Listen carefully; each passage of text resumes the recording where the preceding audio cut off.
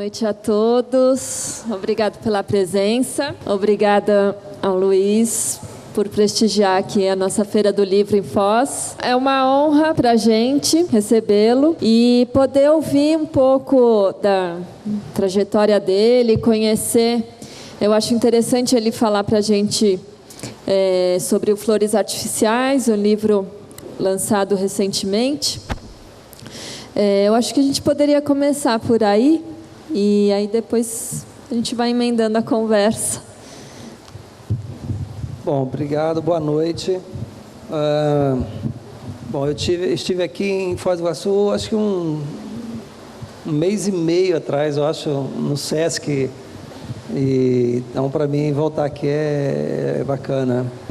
Flores Artificiais é o meu último livro, eu lancei no ano passado, eu acho que talvez em outubro ou novembro do ano passado. E ele é aparentemente um pouco diferente dos meus outros livros, porque até então eu estava trabalhando com um universo, digamos assim, de personagens e de ambientes de classe média baixa. E este livro, e Brasil, né? E este livro um pouco, ele sai desse universo, desse ambiente, e ele passa a trabalhar um pouco com questões que para mim são as mesmas, que é a questão do pertencimento ou não pertencimento a algum lugar, mas só que agora transportando esses personagens e este ambiente para fora do país, embora eu acho que assim, a questão central, além da questão do pertencimento, ela está muito ligada ao Brasil, porque o personagem, digamos assim, principal, né, que é um parente meu, Dório Fineto, ele é um brasileiro descendente de italianos e que, de alguma maneira, ele não está em lugar nenhum também, né? Então, acho que, embora aparentemente esse livro fuja um pouco da temática e da ambientação dos outros livros, para mim, ele estava absolutamente dentro do meu projeto literário, que era discutir essa questão, ampliando essa questão. Que essa questão, assim, a gente lendo o seu livro e a gente vendo esses desenraizados que vão se sucedendo, a gente também pensa no inverso, né? No que é no fundo, assim, sempre é possível sair, sempre é possível, mas a gente não faz isso, né? Tem o humano e o que se espera é que a gente crie laços e crie, né? E eu acho que o seu livro nos conduz a pensar nesse desconforto, né? Que são as pessoas que não criam os laços, não é? A questão que sempre eu sempre quis discutir nos meus livros é uma questão muito simples. Eu tenho certeza que todas as pessoas que estão presentes aqui vão, de alguma maneira, se reconhecer. O Brasil, eu vou falar do Brasil, depois eu vou pensar isso em outros termos, mas o Brasil é um país em que dificilmente 2 ou 3 gerações conseguem enterrar os mortos no mesmo cemitério. Então, por exemplo, você não é daqui, você é de São Paulo, né? Aqui em Foz, quase ninguém é daqui. Pois é, mas de lugar nenhum, em São Paulo também ninguém é de lá. Também né? Na verdade, no Brasil, ninguém é daqui. Quer dizer, os únicos que são daqui, se a gente pensar, são os índios e os descendentes dos índios, porque ninguém mais é daqui. Só que esse não ser daqui no Brasil é uma coisa radical. Por quê? Nós temos que pensar que, além do fato de nós sermos um país bastante recente, né? O Brasil tem uma história de 500 anos, mas, quer dizer, ele começa a ser efetivamente populado a partir do século XVIII, né? E com mais força a partir do século XIX. Então, é um país muito, muito recente. E o fato de ser recente possibilita duas coisas que são paradoxais. De um lado, ele pode ser uma coisa boa, porque a gente acaba não tendo a gente em tese acaba não tendo aqueles compromissos que tem aquelas pessoas que vivem 500 anos, 600 anos no mesmo lugar.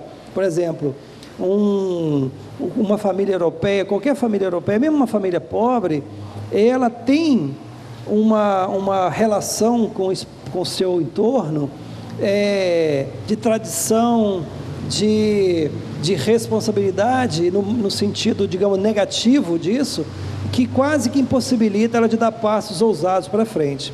Esse é o lado, digamos, positivo. Agora tem o lado negativo, e que hoje eu acho que esse lado negativo tem pendido muito mais do que o positivo. Que o lado negativo é o seguinte, é que exatamente você não está enraizado na tradição, na responsabilidade, você também não tem nenhuma relação com o seu entorno.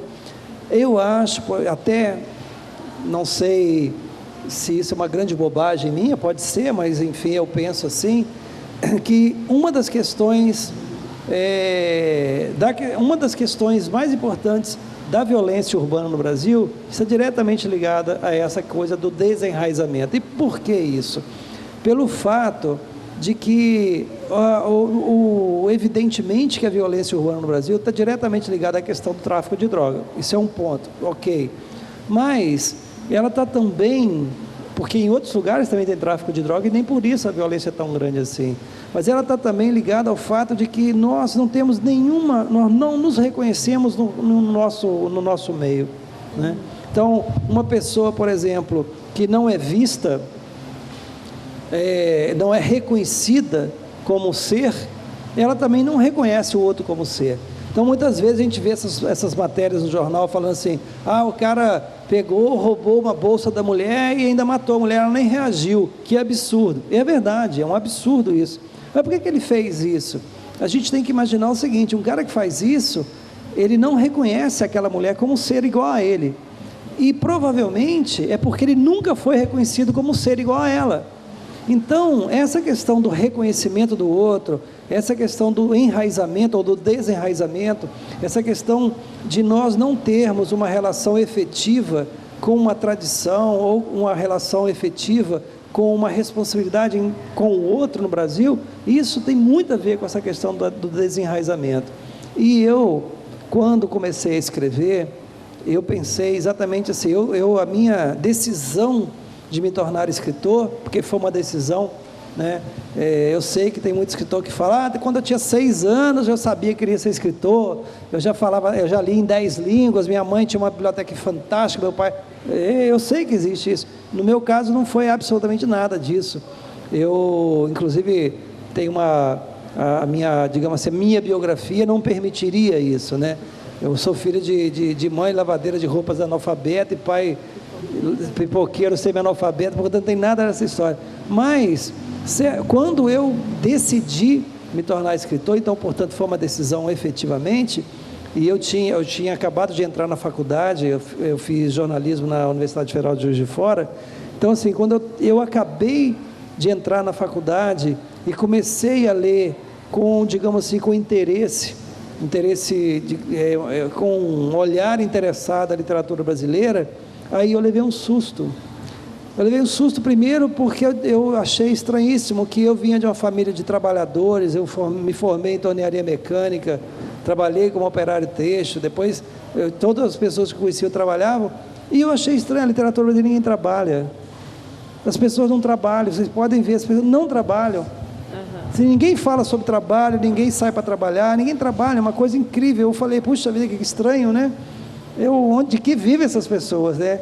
E esse era um fato, e o outro fato era esse, de que como essas pessoas não trabalhavam, essa figura do trabalhador não está na literatura brasileira, ele não existe.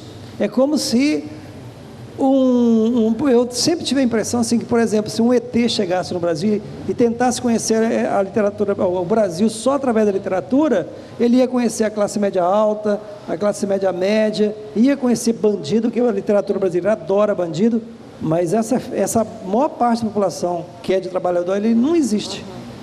E aí, então, pentalogia, né? Então foi aí que eu resolvi, falei, então vou escrever sobre esse assunto. E quanto mais eu pensava em escrever sobre isso, porque a decisão de escrever digamos assim, foi prematura, mas o escrever efetivamente demorou muitos anos, porque eu pensava sobre isso, quer dizer, o que é escrever sobre o Brasil, o que é escrever sobre essa classe média baixa? É escrever, eu não tinha consciência disso ainda, mas é escrever sobre a questão do desenraizamento, é escrever sobre a questão da desterritorialização. E foi então que eu tive que durante muitos anos tatear, estudar e tentar entender um pouco isso.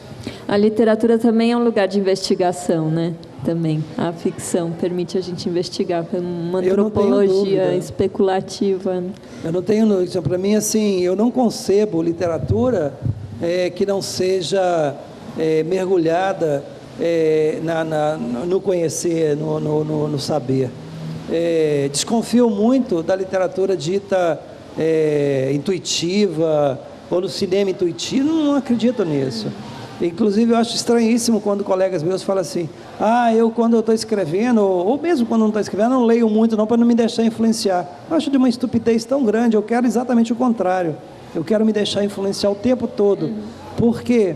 Porque, para mim, a literatura é isso. Eu fiquei, entre pensar em escrever e publicar meu primeiro livro, foram 20 anos, e que eu não escrevia. Não é que eu escrevia e jogava fora. Não, eu não escrevia. Eu sabia que eu queria ser escritor, eu tinha decidido, não é nem questão de querer ser escritor, assim, eu já tinha me decidido a ser escritor, mas eu tinha plena consciência de que eu não tinha nenhuma capacidade para isso. Eu era absolutamente, eu sou uma pessoa ignorante, mas na época então eu era muito mais ignorante.